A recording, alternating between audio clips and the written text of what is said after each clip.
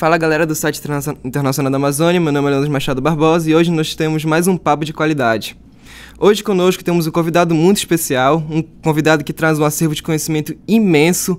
Eu fiquei sem ar quando eu fui ler seu currículo.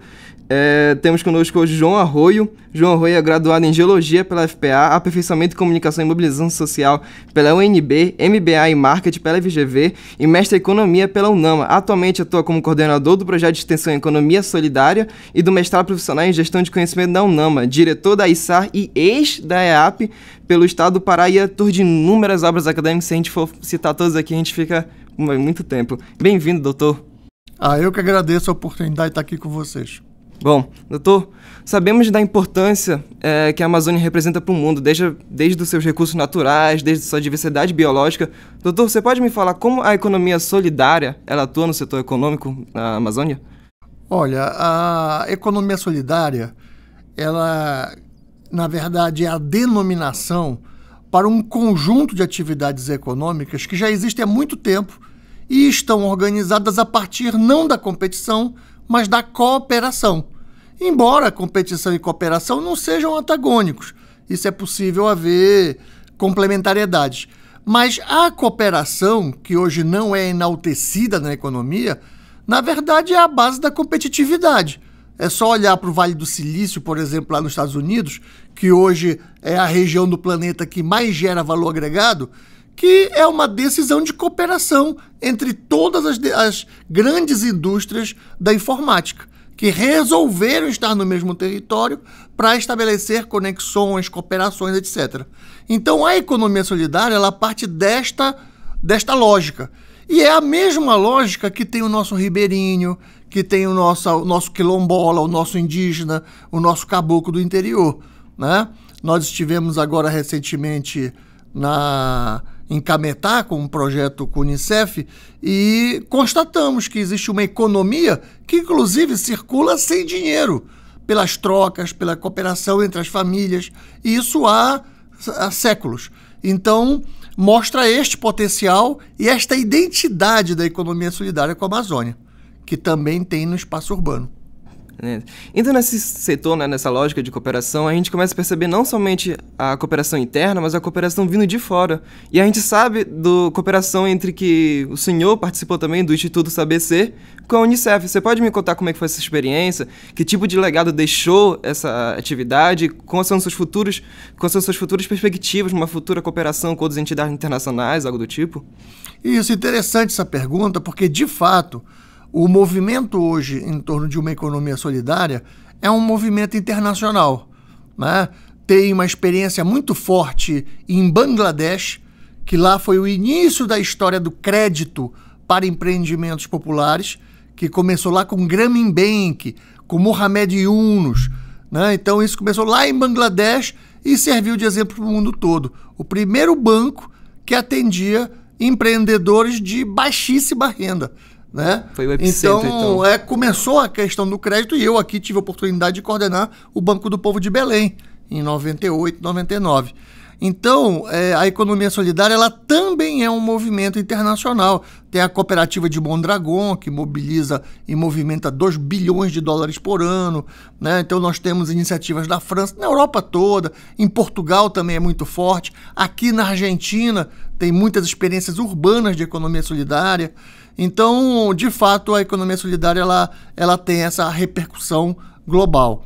E a Unicef nos procurou exatamente para trabalhar em áreas de quilombolas do interior de Cametá.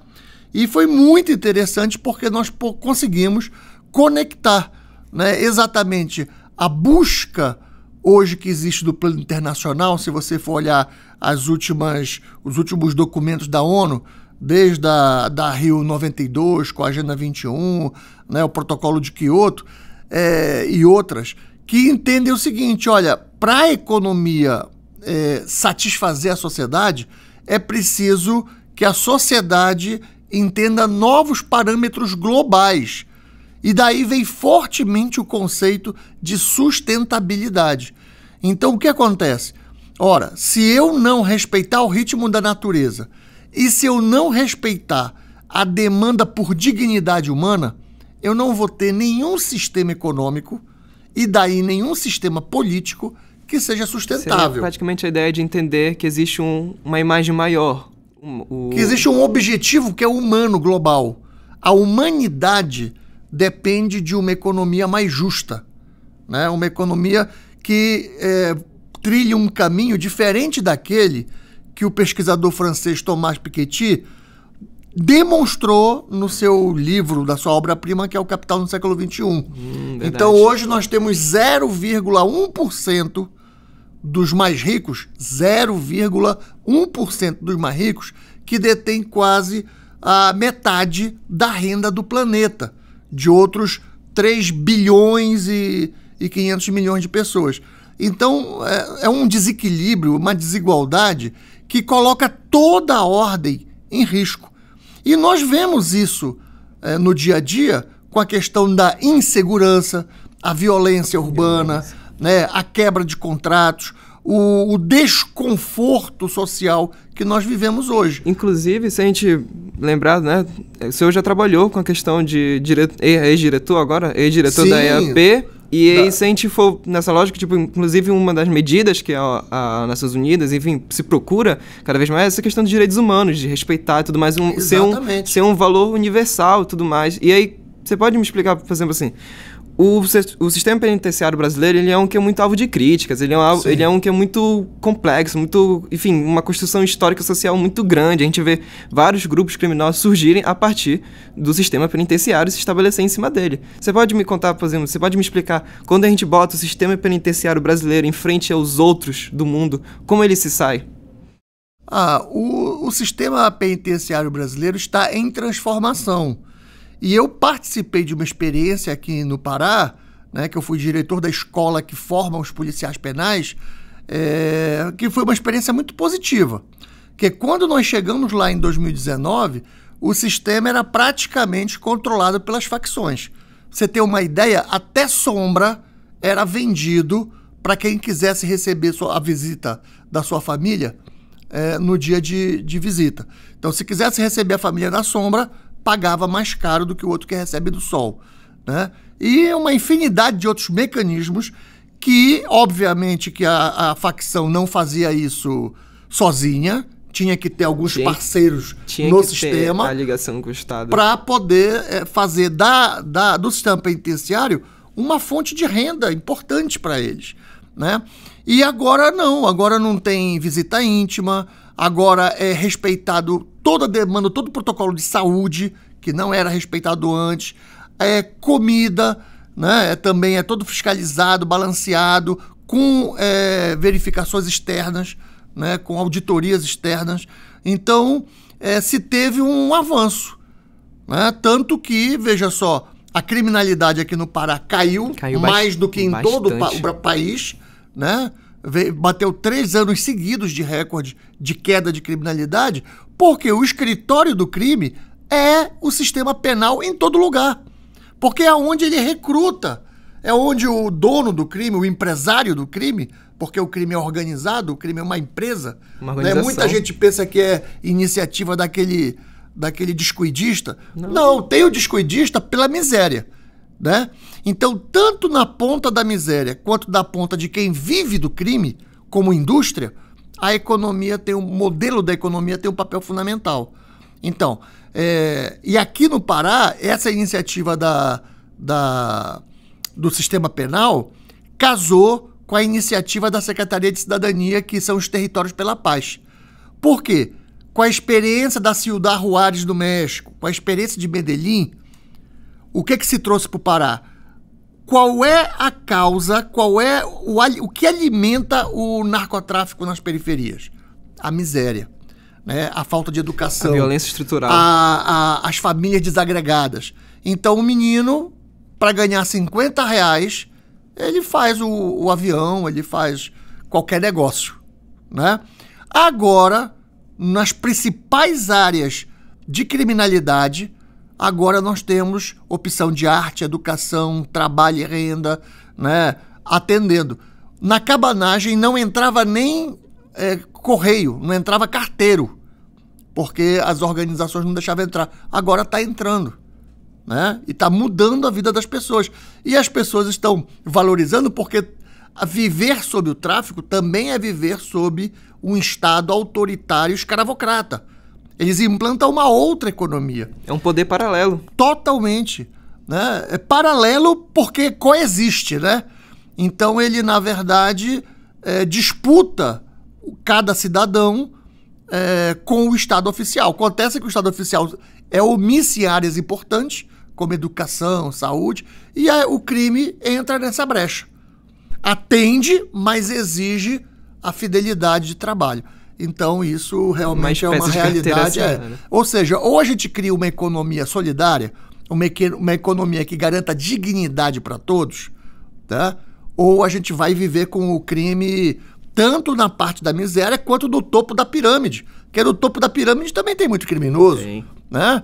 Do colarinho branco. Então, a economia precisa mudar de valor. Então o senhor acha que o Pará, né, contando toda essa nossa conversa que nós tivemos aqui, seja do sistema penitenciário, do econômico e tudo mais, você acha que, por mais que ainda esteja num processo de transformação, como o senhor falou, você acha que o Pará ele pode ser usado como espelho para os outros estados do Brasil, ou você acha que não dá uma afirmação muito cedo? Olha, ainda é muito cedo, ainda é muito recente, porque transformar uma política em cultura leva tempo, leva esforço, né? Porque até transformar essas diretrizes em hábito gerencial, em costume de operação, é uma coisa que vai demorar um tempo. Agora, existem vários eventos nacionais que já têm destacado a experiência do Pará. A última eleição de quem era presidente do Conselho Nacional de Secretário de Segurança, o vice-presidente nacional já foi o secretário do Pará, né, que é um reconhecimento do trabalho que foi feito. Né? Então eu acho que sim, mas ainda é muito recente para qualquer trabalho. Nada cai por acaso, nada cai do céu assim à toa, é muito trabalho e leva tempo, ainda mais numa área tão complexa quanto essa. Só para terminar, só para a gente ter uma última pergunta, a gente sabe que o senhor coordena um mestrado profissional aqui na UNAMA, você pode comentar mais sobre ele? Só um leve... Interessante. Porque todo esse esforço de trabalhar um pensamento econômico é o esforço de realizá-lo. Então, nessa oportunidade que nós estamos tendo no PPGC, que é o Programa de Pós-Graduação Stricto Sensu em Gestão do Conhecimento, que é um mestrado profissional e interdisciplinar. Então, qualquer bacharelado pode já permitir fazer esse mestrado. Mas é um mestrado vocacionado para a aplicação prática do conhecimento. Né? Como o pessoal gosta de falar, é a teoria na prática. Anda junto. Então, porque são complementares, né? Na verdade, a verdadeira teoria, ela é a prática elaborada, a prática pensada. Se é dito alguma coisa que não tem uma demonstração prática, não é teoria científica, é discurso. Para ser teoria científica, tem que ter demonstração prática, né, de aplicação prática. Essa é a condição de ser ciência. Então, o PPGC tem avançado nessa direção, já tem produtos concretos, porque a peça final da dissertação é um projeto de aplicação prática. Então, é a vocação da ciência elaborar soluções concretas para problemas reais da sociedade. E a gente já consegue ver a evolução desse projeto na UNAMA, né? A gente já consegue nós somos o mestrado mais novo, temos só 3 anos, mas já temos produtos concretos, já estamos organizando um diretório de produtos que a gente vai estar colocando à disposição da sociedade para prefeituras, empresas buscarem e ver como resolver os seus próprios problemas na prática. Bom, eu adorei a entrevista, eu adorei conversar com o senhor. É um assunto, seja a questão da economia solidária, a gente sabe que a Amazônia é um assunto complicado de se falar, principalmente de quem é de fora ver, então ter pessoas que trabalharam no setor é muito importante, porque a gente começa a ter uma visão interna, a gente começa a ver realmente as coisas como elas são, principalmente na questão do sistema penitenciário, que é uma coisa que o pessoal passa batido muitas das vezes. Então eu quero agradecer a presença do senhor aqui, principalmente. Eu que agradeço, o trabalho de vocês é inovador e é imprescindível, porque toda oportunidade de partilhar conhecimento é indispensável. Muito obrigado. Bom, gente, esse foi mais um Papo de Qualidade. As redes sociais do professor Rui vão estar disponíveis na descrição. Eu agradeço a participação de todo mundo e até logo.